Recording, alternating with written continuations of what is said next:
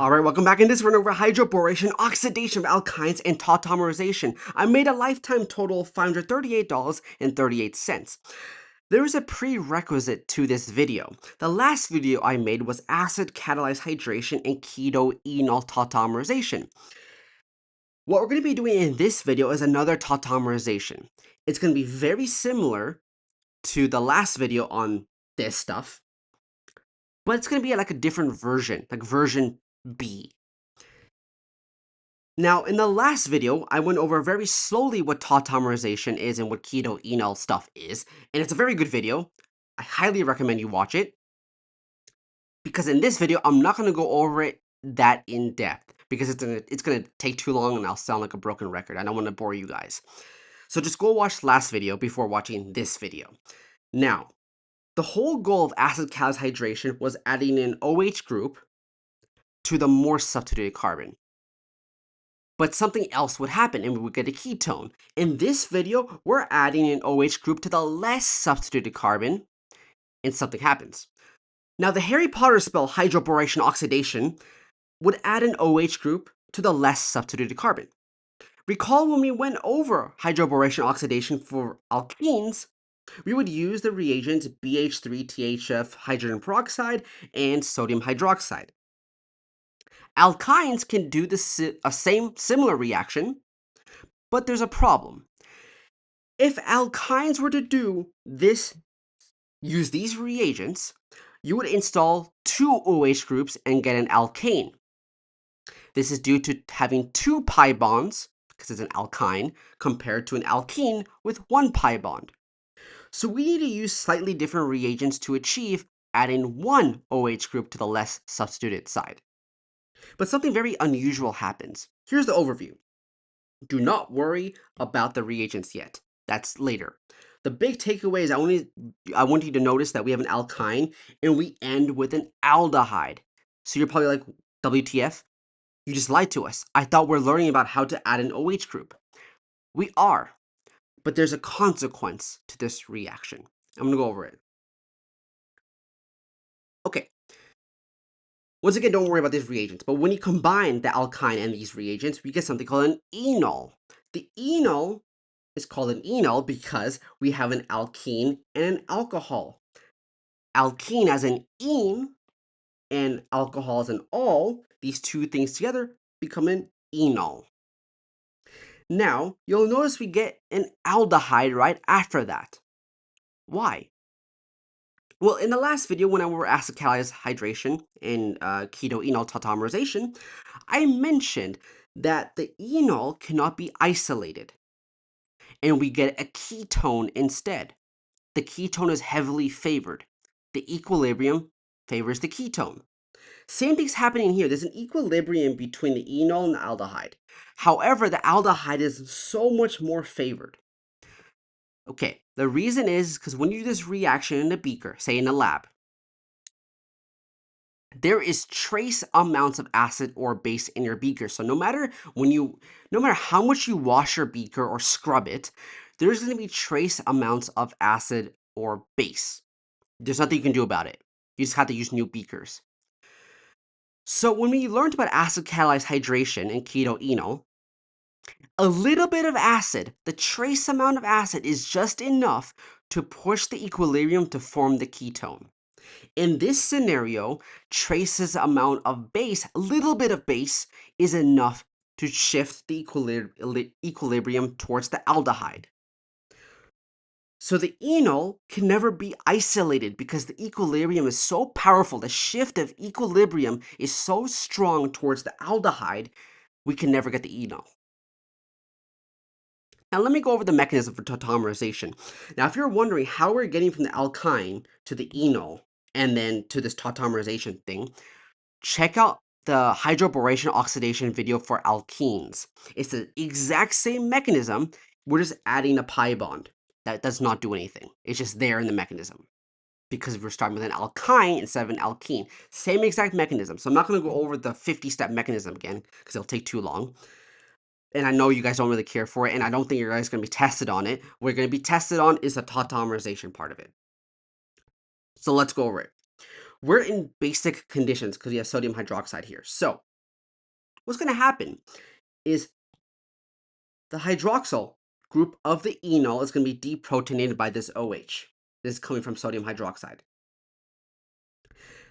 The electrons on the bond are going to go to the oxygen. So we get this.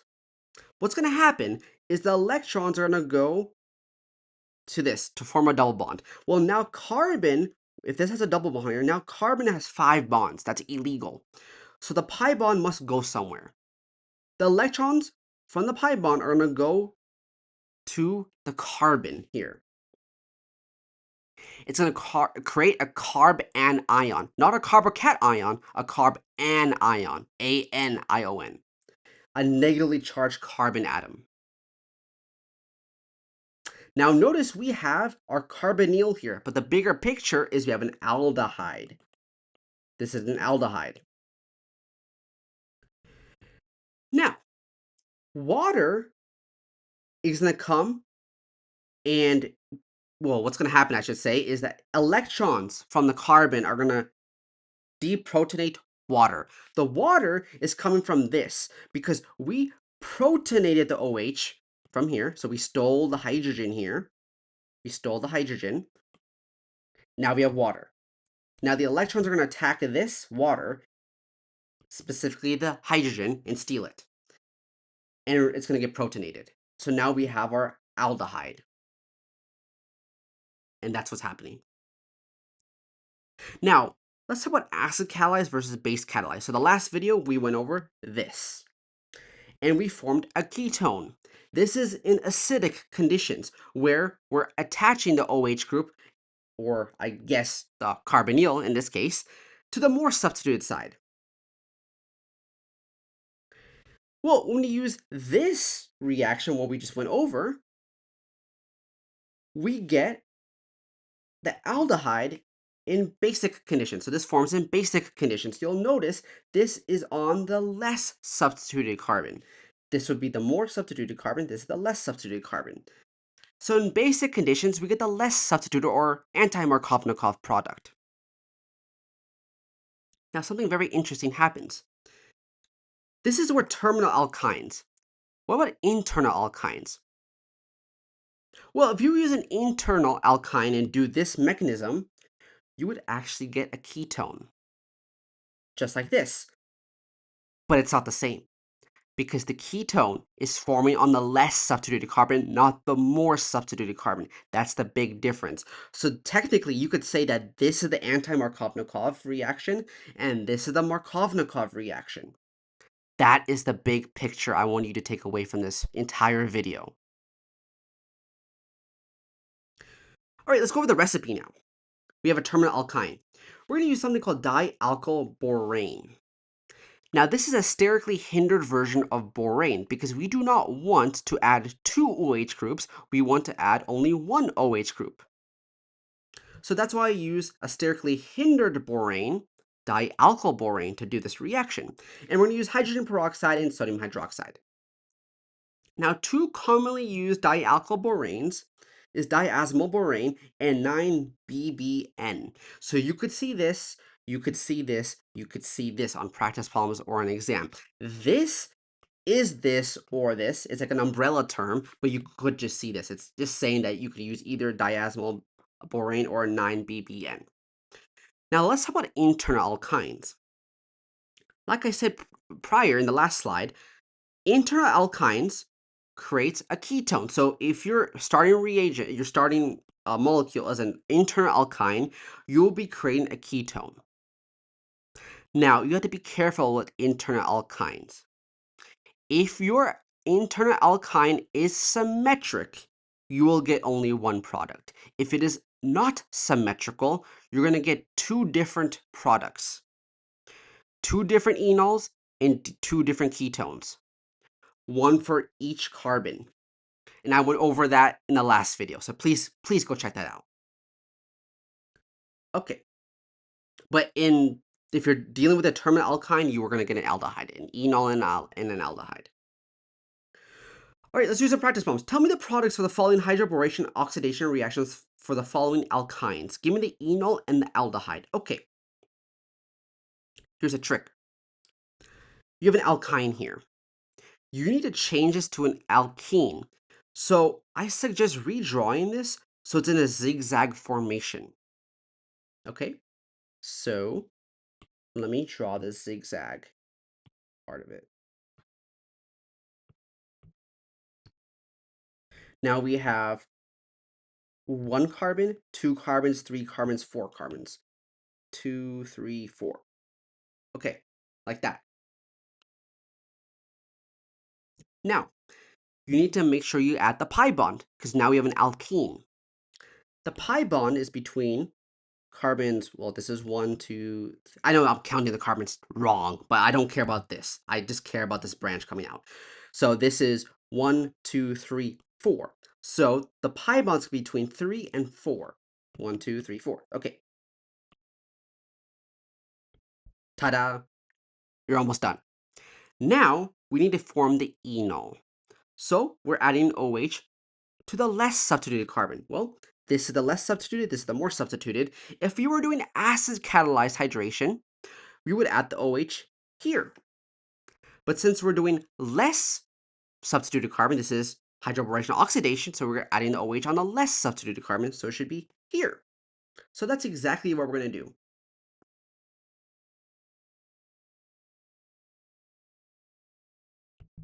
That is the enol. Now, what about the aldehydes? Because we're going to get an aldehyde because we have a terminal alkyne. What do we do? What's the trick? Here's a trick. All you need to do is erase the pi bond, erase the oxygen.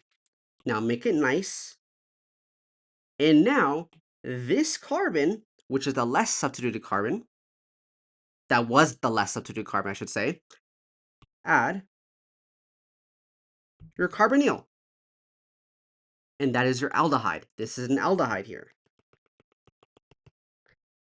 And that is the answer. Ta-da! So it's not too bad, right? Okay, let's do B. What about this one? Okay, we have a terminal alkyne.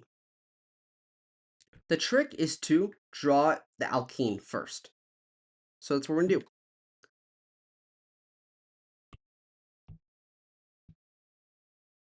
Okay, so this is 1, 2, 3. So we're going to draw it in a zigzag fashion.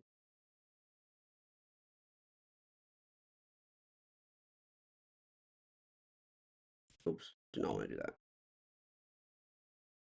Come on. Okay. It's being difficult. Okay, that's good enough. Okay, we have our alkene now. So now we have to add our OH group on the less substituted side. Well, this is less substituted, this is more substituted. We're going for here. We're aiming for there. So that's where we're going to add our OH. Actually, I should draw it the other way. There we go. I know that's a little sloppy, but there we go. That's our enol. Now, what about the aldehyde? Well, once again, erase the oxygen, erase the pi bond. Actually, let me redo that.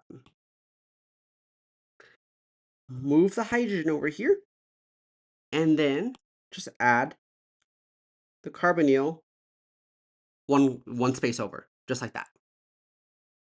And that's the answer. That is your aldehyde. It's much neater there. Okay, let's do C. We have an internal alkyne, so we're going to get a ketone. It is impossible to get an aldehyde if you have an internal alkyne. So we're going to get a ketone here. The next thing you know, is it symmetrical or is it not symmetrical? This is symmetrical. So you're only going to get one product. You're going to get one enol and one ketone. You can choose where to do it. You can either do it here or you can do it here. It does not matter. It is symmetrical. You're going to get the same answer. Okay, so it's the exact same process. You just got to convert this into an alkene and then add the OH group and then turn it into a ketone. So it looks a little strange. I know it looks different, but this is how you're supposed to draw it because the alkene needs to be flat like this. So just draw the carbons at an uphill slope like this and then draw the rest of the molecule. I know drawing is a little hard, but yeah, so now the OH group is going to be attached to the carbon of the alkene here. Now, what about the ketone? Well, I'm going to show you the answer actually. You get rid of the pi bond and you move it to make it a carbonyl. And that's it. So it's not too bad. Honestly, the hardest part is drawing it. That's what organic chemistry is. Like, hardest thing is just drawing molecules. Okay, now it's going to get more challenging. Tell me the starting alkyne for the following reactions. Okay, we have an aldehyde here. So this means by default, by definition, we're going to get a terminal alkyne. Here's a trick. Terminal alkynes, when you draw them, must have 3 carbons in a row. So you have to draw 3 carbons in a row and draw the alkyne, and then draw the rest of the molecules. So what I'm talking about is, since by definition we have a terminal alkyne, I'm saying that we're going to draw it so that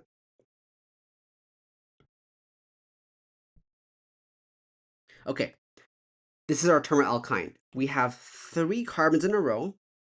That's how you draw terminal alkynes. Even though this is not part of the alkyne, that's just how you draw it. And then once you have this, then just draw in what the rest of the molecule looks like. So I'll show you right now what it looks like. And that's going to be your answer. So see what I mean? We have 1 carbon, 2 carbons, 3 carbons in a row, linear. That's how you draw terminal alkynes. And then you just draw the rest of the molecule in, as it shows here. Just make sure you count your carbons.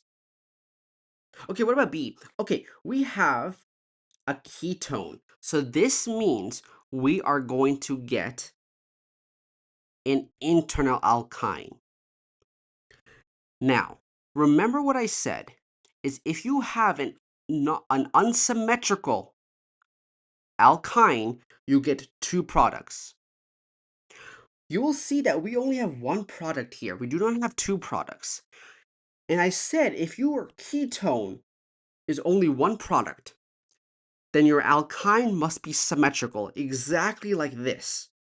Exactly like this. We have 1 ketone, not 2, and that means we have a symmetrical alkyne. That's exactly what this is saying.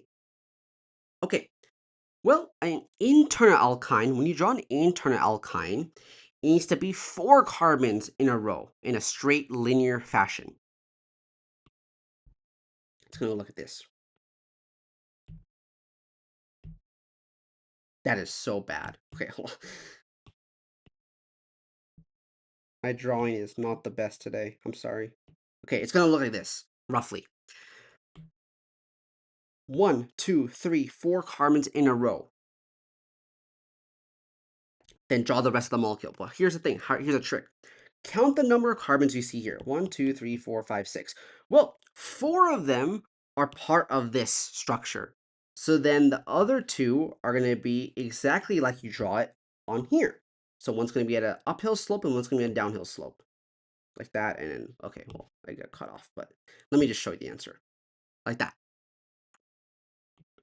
1, 2, 3, 4.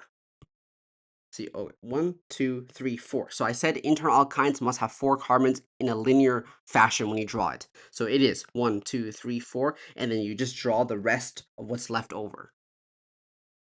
And there you go.